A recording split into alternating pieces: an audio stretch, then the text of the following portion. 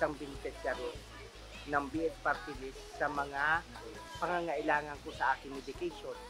Kasi sinusuportahan po ng BH ang BH yung guarantee letter na magamit sa mga drugstore at sa mga hospital.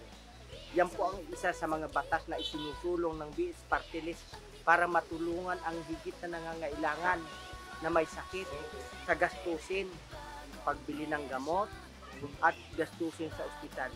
Yung guarantee letter po kasi pag ginamit mo yun, wala ka na pong babayaran o kaya babayarang gamot o bill sa ospital. Kaya akin pong itinataguyod ang party list ng BS Party List.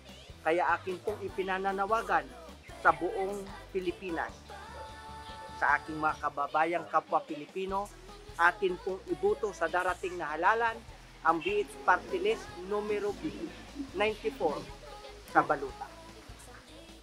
Isa sa rason nga full support gid ako sa BH Party List kay tungod damo gid nakabenepisyo sang ginpasan nila nga malasakit healthcare law.